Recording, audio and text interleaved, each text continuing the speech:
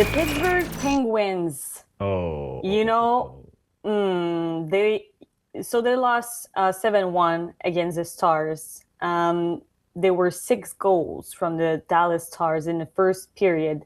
This loss plunged the Penguins in a 6-9-2 record on the season, the second worst mark in the Metropolitan Division. And this is raising questions oh yes. about the level of concern that there is in the Pittsburgh locker room amid this slow starts. Do you feel that?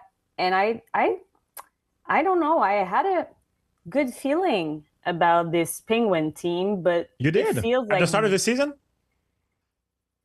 I was like, I feel like they are gonna have the same kind of season that they had last season, Okay, to be honest. battle And to now the end. they're looking that there could be a lottery team. There are so many things to unpack here. So first of all, when Sidney Crosby ended that 6-game losing streak, I was like, oh, he's just buying his coach sometimes. And just like Kevin Laramie, I'm doubling down on this here. This is what happened. He just bought time to for Mike Sullivan. The Pittsburgh Penguins last year were 3 points out of the playoffs, fifth in Metropolitan. In 2023, they were a point out of the playoff. They were 1 point behind the Stanley Cup finalist, Florida Panthers. Right now, they are at 14 point. Okay, like you can look at this and go, it's not dramatic. Like the East is so freaking tight right now. It's absolutely crazy. Completely crazy how tight that East ranking is. But still, the Pittsburgh Penguins are tied with the Montreal Canadiens at minus 21 in goal differentials. That is worst in the league. Tied for worst in the league. And did you see those Sidney Crosby penalties on Monday night? Pure frustration penalties Yeah. from Sid. And of course, I mean, it was 6-0 in the first period. It was absolutely disgusting.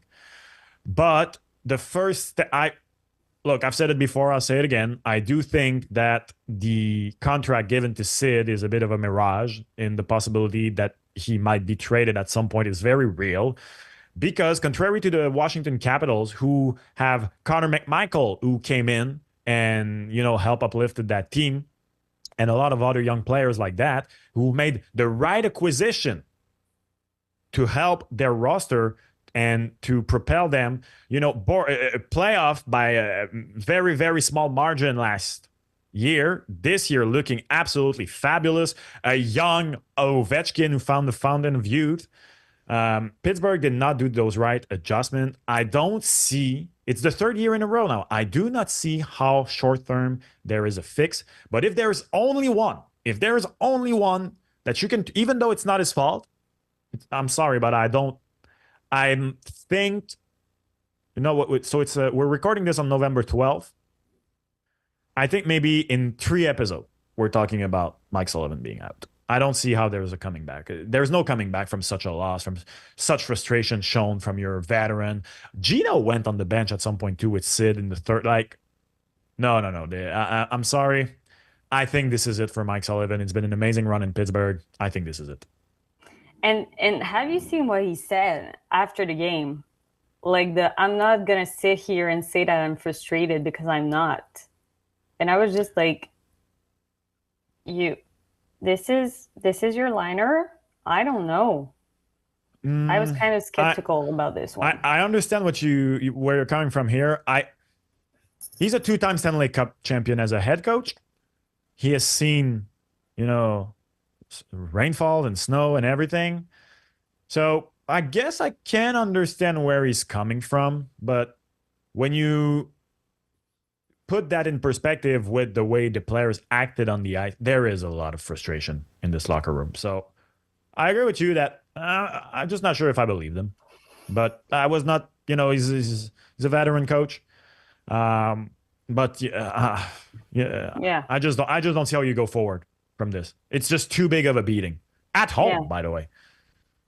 Yeah, and Crosby was saying that, it's frustrating because it's not the reflection of how we've played lately, and it feels like we have a better hockey team than what they displayed out there in the last few games, and obviously they're not where they want to be.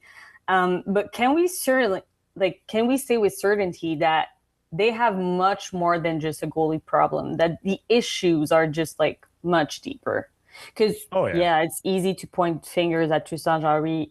He's been miserable. He's looking for a reset after his AHL stint. But yeah, it's much of bigger issues there. Yeah, no, the lineup is thin. The lineup is consisted of players who are past their prime. I'm a big Chris Letang guy. In fact, I'm both a big Chris Letang and Eric Carlson guy. Particularly Letang right now looks bad. He was on the ice for like I want to say at least 3 of those goals in the first period, and like implicated in the play negatively. Like Yeah. sometimes, of course, you're on the ice, whatever. Like you were doing your thing, and you know, but it's looking really bad right now. We were talking about regression. Here we're talking about normal regression from players past their primes. Yeah. Like Puljujärvi, Bunting, Beauvillier, they're players they brought in, but that are not really contributing much right now. So I think there needs to be a serious look in the mirror in Pittsburgh. And I think that the one last card you can try and play before like taking the big three in the office and saying, guys, we ran this as far as we can. What do you guys want to do? Like, because if you're staying, you're going to stay on a bad team. Like, Yeah. I think we talked about this. Gino and Sid are movable. Unfortunately, I don't think Letang is movable right now, but Gino and Sid are movable. So I think the one last card you can play is, all right, let's fire Sullivan. He's been here for 9 years. Well, 9 years in a month. And see after that, there's still it can be the full season. You don't have to trade Sidney Crosby, Gino Malkin in the season. Maybe they never trade him. I don't even know. But play that card, see where it goes from there.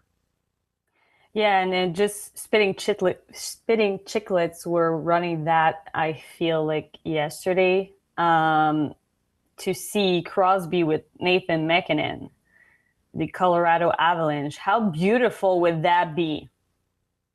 How crazy of a dream this is. He would be much more beautiful in bleu, blanc, rouge, but Yeah, that's true. I was going to say that. Just saying it like that. so, I guess from a purely technical standpoint, the Colorado Avalanche are bleu, blanc, rouge, just some different shades of it. Burgundy, blue, and silver.